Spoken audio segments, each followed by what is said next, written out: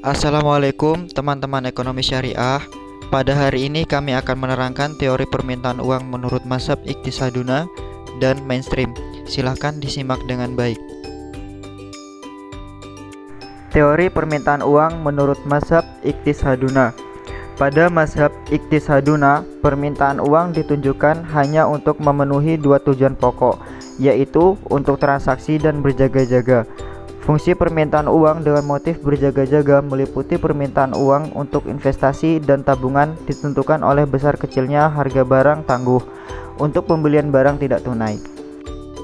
Secara matematik, teori permintaan uang menurut mazhab Iqtisaduna dituliskan sebagai berikut. MD sama dengan MD trans plus MD prek. Artinya, permintaan uang untuk transaksi merupakan fungsi tingkat pendapatan seseorang. Semakin tinggi tingkat pendapatan, permintaan uang untuk memfasilitasi transaksi barang dan jasa juga meningkat. Yang didapat dari formulasi MD trans sama dengan FY, artinya permintaan uang untuk transaksi tergantung pada tingkat pendapatan, dan MD prek sama dengan FY dikali PT per PO, artinya permintaan uang untuk berjaga-jaga tergantung pada tingkat pendapatan dan harga kredit atau tunai. Permintaan uang untuk transaksi merupakan fungsi dari tingkat pendapatan yang dimiliki oleh seseorang, di mana semakin tinggi tingkat pendapatan seseorang, maka permintaan uang untuk memfasilitasi transaksi barang dan jasa akan meningkat. Contoh kehidupan dalam sehari-hari.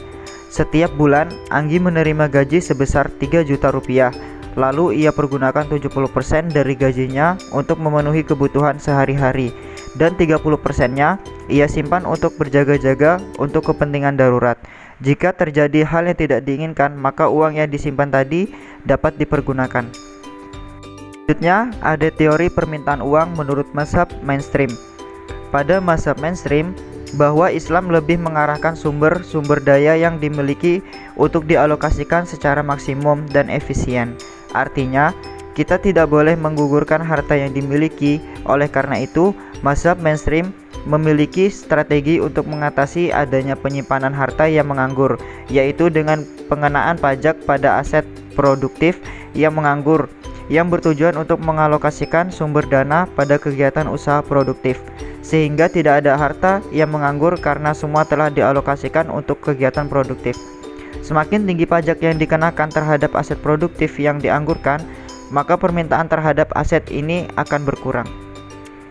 Contoh, pada kehidupan sehari-hari, Anita memiliki harta kekayaan berupa sebidang tanah, dan tanah itu dianggurkan begitu saja, sehingga tidak memiliki nilai tambah dari tanah yang dimiliki. Dalam hal ini, berdasarkan mazhab mainstream, tanah yang memiliki Anita terkena pajak.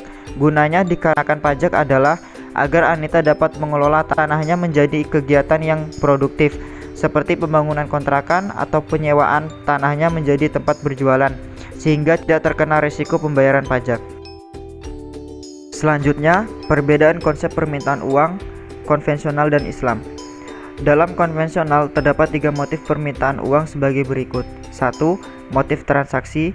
2. Motif berjaga-jaga. 3. Motif spekulatif.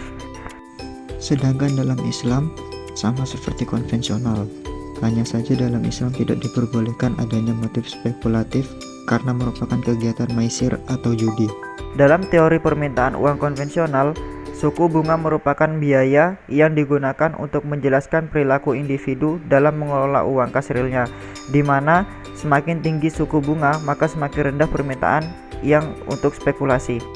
Sedangkan dalam Islam berhubungan dengan tingkat pendapatan, besarnya persediaan uang tunai akan berhubungan dengan tingkat pendapatan dan pengeluaran. Sekian dan terima kasih, semoga bermanfaat. Wabillahi taufiq wal hidayah. Wassalamualaikum warahmatullahi wabarakatuh.